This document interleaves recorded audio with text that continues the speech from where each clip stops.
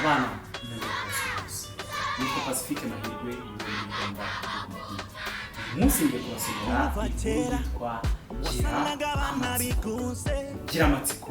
Inkuru yashushanyijwe na Dr. Mekanesi, yandikwa n'itsinda rishinzwe ubwanditsi muri edisiyo Bakame nabo bahawe uburenganzira bwo gusoma.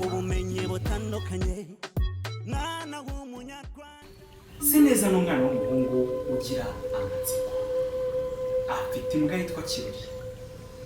Aho agiye hose iyo mbwa imwoma inyuma igakomeza imugenda inyuma. Seneza akunda gukinira ku kagezi kari hafi iwabo.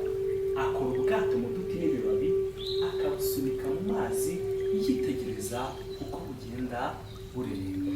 Imbwa y'Ikirori ishimishwa n'ibinyugunyugu by'amabara meza biguruka hirya no hino. Seneza na Kirori bakunda gutembera mu ishyamba bitegereza ibimera bitandukanye.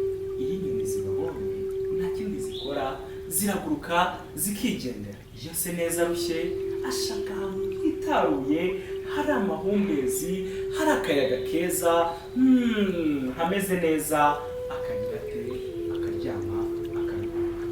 Rimwe na rimwe abona inyamaswa zikina kure mu byatsi birebire. Seneza yirinda kwegera za nyamaswa.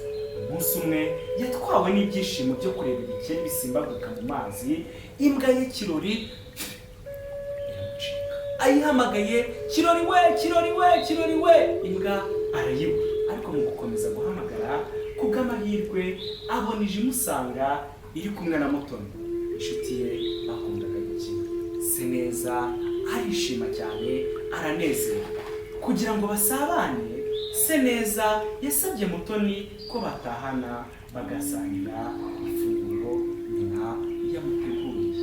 Nuko Seneza aramwemerera na Mutoni nawe arabyemera. Bose barataha bajya mu rugo basangira ifunguro. Sikimahera hahera agakuru kitwa Gira Amatsiko. Abana murakoze, naho ubutaha bari kumwe na Pacifique Mahirwe muri Rwanda.